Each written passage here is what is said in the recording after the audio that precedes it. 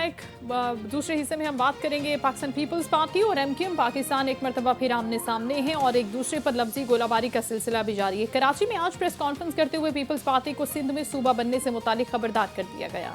कराची में गुफ्तगू के दौरान मुस्तफा कमाल कहते हैं कि पीपल्स पार्टी ने बल्दियाती निज़ाम से मुतालिक बिल पर बात न की तो 18वीं तरमीम भी खत्म हो जाएगी और सिंध में सूबा भी बनेगा। उन्होंने पेशगोई की है कि आने वाले महीनों में बल्दियाती निज़ाम से मुतालिक तरमीम भी आएगी और वो मंजूर भी होगी। मुस्तफा कमाल ने पीपल्स पार्टी को मामले पर ऑन कैमरा बातचीत की दावत भी दी और कहा कि जिस तरह आप 18वीं तरमीम का क्रेडिट लेते हैं, बल्दियाती निज़ाम से मुतालिक तरमीम का भी क्रेडिट लें। मुस्तफा कमाल की मीडिया टॉक पर रद्द-ए-अमल में शर्जील नाम मेमन ने कहा कि आज एमक्यूएम के वफाकी वजीर ने बगैर होमवर्क के प्रेस कॉन्फ्रेंस की। ये जिन बल्दियाती इंतखाबात का जिक्र कर रहे हैं, इन्होंने जमीनी हक़ाइक़ को देखकर बॉयकॉट किया। इन्हें पता था कि बल्दियाती इंतखाब लड़ेंगे तो शिकस्त होगी।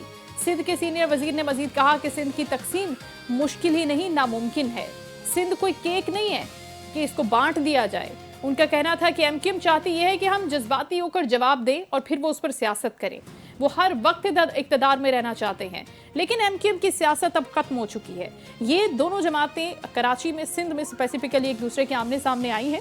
इसी सूरत हाल पर हमने बात करने के लिए बैरिस्टर आमिर हसन साहब को दावत दी है प्रोग्राम में, वो हमें ज्वाइन भी करें। अस्सलाम वालेकुम सर। जी वालेकुम अस्सलाम। बहुत शुक्रिया बैरिस्टर साहब आपके वक्त का। एकदम से एमक्यूएम को क्या हो गया सर? कहाँ से लाइन ले ली है? अचानक से तकसीम की बात कर रहे हैं, बल्दियाती निज़ाम के हवाले से अचानक से होश आ गया सर। ये क्या सारा मामला चल रहा है? जी बहुत शुक्रिया। देखिए, एमक्यूएम का हमेशा से ये रतीरा रहा है कि उनकी सियासत है और अब उनके पास कोई इशू नहीं है। एमक्यूएम का जब बुनियाद रखी गई, जनरल ज़िया ने पाकिस्तान पीपल्स पार्टी की ताकत को तकसीम करने के लिए और सूबा सिंध के अंदर एक लिसानी मुनाफरत पैदा करने के लिए उन्होंने ये किया। उसने ये किया और ये उसी की पैदावार है। और क्या कुछ नहीं देखा कराची वालों ने, सिंध वालों ने? बोरी बंद लाशें, गोली, हड़ताल, जलाओ घेराओ, बिल्कुल, और कत्लो गारत, ये तो सारा एमक्यूएम की ये सियासत है जिसकी बुनियाद ही मुहाजिर के नारे पे रखी हो जी। अब लाख उसका नाम बदल के मुत्तहदा रखें या कुछ रखें, अब ये सियासी यतीमों का एक टोला है। अल्ताफ हुसैन की बनाए हुए, और आज ये अल्ताफ हुसैन को गालियां बकते हैं। आज जिन्होंने बात की, कल तक ये एक दूसरे को दस्तों गिरेबान थे। फारूक सत्तार इनके बारे में क्या कहते थे, उनके बारे में क्या कहते थे, खालिद मकबूल सिद्दीकी इनके बारे में क्या कहते थे। तो ये सियासी इस वक्त इनके दरमियान तो मैं कहता हूँ कि जूतों में दाल बट रही है। इशू है कोई नहीं। आप जरा मीडिया वाले जरा इन्हें बढ़ावा दे देते हैं तो ये भी लाइमलाइट में आ जाते हैं। अदरवाइज कौन एमक्यूएम और कैसी एमक्यूएम?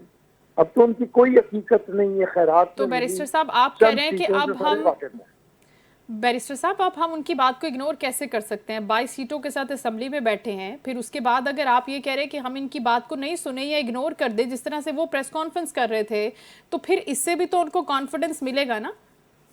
नहीं, मैं ये नहीं कह रहा। चलें, बिल्कुल करना चाहिए, लेकिन ये जितनी उनकी है, वो एक शहर में भी जिस तरह जमात है वो आपको पता है। इस दफा जो सीटें मिली हैं उन्हें, वो भी आप जानते हैं। ये सीटें पिछली दफा किसे मिली थी और इस दफा किसे मिली हैं, और तब वजह क्या थी और आज वजह क्या है। बात इतनी है, इश्यूज की पॉलिटिक्स ये लोग करते नहीं है, ये कहीं ना कहीं से लाइन पकड़ते हैं। मसला इनका, अब देखे ना, इनका बानी जो है जिसने ये जमात बनाई थी, अब तो वो हिंदुस्तान को दावतें देता फिर रहा है कि आइए और हमलावर हो जाएगी। इसी तरह ये लोग रहते सिंध में हैं और हमलावर होने का वफाक को कह रहे हैं कि आइए और इस पर कंट्रोल संभाल लीजिए। तो इससे आप अंदाजा करें कि ये लोग कौन है, क्या चाहते हैं। अब क्योंकि गोली की सियासत हो नहीं रही, बोरी बंद लाशों की सियासत हो रही नहीं, बत्ताखोरी बंद है, तो अब इन्होंने सियासी बत्ताखोरी शुरू की है। थोड़े थोड़े पैसे पकड़ते हैं और उस पर सियासत शुरू कर देते हैं। जितनी कीमत लगी हो उतनी स्टेटमेंट देते हैं। अदरवाइज इनकी क्या हैसियत है आप भी वाकिफ है, हम भी वाकिफ है। लगे रहने दें, चले। इसी तरह इन्होंने प्याली में तूफान उठाया हुआ है और इसी तरह इनकी कोई इन्हें आप भी कवरेज दे देते हैं।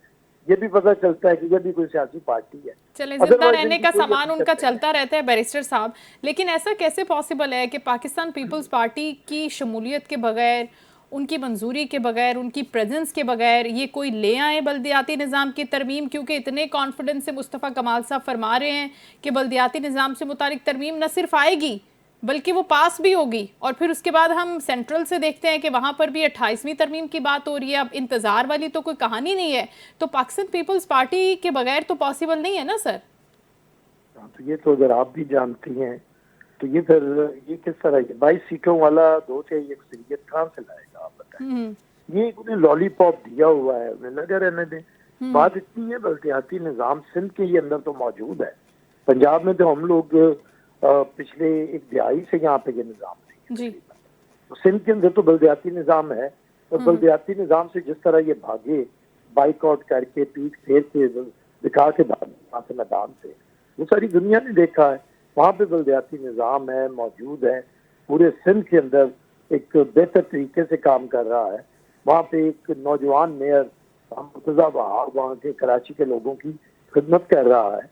तो ये तो लोग मौजूद ही नहीं है, ये तो भाग गए थे इलेक्शन से। बाकी अगर किसी भी किस्म की तरमीम हुई, बल्दियाती निज़ाम को पीपल्स पार्टी ने पहले भी आइन में इसकी क्लॉज शामिल की थी। जी जी। अब भी जरूरत जहाँ पे होगी हम जरूर करेंगे, लेकिन इनके कहने पे हम कुछ नहीं करेंगे। ये अपने काम करते रहे जैसे है। इनके कहने की और इनकी मर्जी का कोई काम नहीं होगा। अच्छा, पीपल्स पार्टी अपनी मर्जी का करेगी। हमने अगर हुकूमत और PMLN की नहीं मानी NFC के ऊपर, तो ये क्या है, क्या पिद्दी और क्या पिद्दी का शोरबा। इन्हें लगा रहने दे। मैं तो इन्हें, ये जोकर्स हैं, इन्हें जरा आपस में देखा करें ये कौन कौन है, और कभी इनके क्लिप चलाया करें। ये जो आज बोला इसका दूसरे के साथ क्या था, ये एक दूसरे को क्या क्या कहा करते थे, ये आपस में जो आज एक पार्टी बने हुए हैं, जरा कभी इनके क्लिप तो चलाइए। वैसे वो हमारे जहनों में सर नक्शी हैं। इनकी पहली प्रेस कॉन्फ्रेंस भी हमें याद है, अजबर याद हो गई है, वो हमें चलाने की ज़रूरत नहीं है, सबको पता है। लेकिन दूसरी जानिब ये कहते हैं कि अगर बिलावल साहब को प्राइम मिनिस्टर बनना है तो वो हमारे वोटों से बनेंगे ना सर। ऐसे पॉसिबल नहीं है कि हमारे वोटों के बगैर वो प्राइम मिनिस्टर बन जाएं। तो फिर एट एनी टाइम आप ये भी देख रहे हैं कि कभी इनसे बात भी हो सकती है, बैकडोर राब्ते भी हो सकते हैं, क्योंकि माजी में भी तो आपके इत्तेहादी रहे हैं ना सर। देखिए, अव्वल तो जब हम वोटों से बनेंगे, अवाम हमें मुंतखब करेंगे तो बनेंगे, और MQM होगी। अगर अवाम ने इन्हें मुंतखब किया तो सियासत के अंदर दरवाजे बंद नहीं होते, बात हो जाएगी इनसे अगर जरूरत पड़ी तो। अभी हमें इनकी कोई जरूरत नहीं है। ये बार बार चाहते हैं सूबाई हुकूमत में शामिल होना, हमें इनकी जरूरत नहीं है। ये चाहते हैं कि किसी तरह हम इनके नखरे नाज नखरे उठाएं, इस वक्त हमें इनकी जरूरत नहीं है। पॉलिटिक्स में जरूरत पड़ती रहती है, जरूरत पड़ेगी तो फिर देखेंगे। फिर ये हमेशा से कीमत वसूल करते रहे हैं अपनी जरूरत की। ये कौन सा कोई मुल्की मुफाद में साथ देते हैं, ये तो अपनी पूरी कीमत वसूल करते हैं। तो अल्लाह ना करे हमें इनकी जरूरत पड़े, लेकिन अगर इतना मजबूरी हो ही गई तो फिर देखा जाएगा जब वक्त आए। लेकिन बल्दियाती निज़ाम, सूबों की तकसीम के ऊपर, सिंध की तकसीम के ऊपर इनके आप अंडर प्रेशर नहीं आएंगे। बहुत शुक्रिया बैरिस्टर आमिर हसन साहब, आपके कीमती वक्त का गुफ्तगू करे थे इस मामले के ऊपर। ये मामला काफ़ी हाईलाइटेड और हीटेड अप था। आज की प्रेस कॉन्फ्रेंस के हवाले से आपको मैं अपडेट करी थी, लेकिन यहाँ वक्त है शॉर्ट ब्रेक का। शॉर्ट ब्रेक के बाद हम हाजिर होते हैं।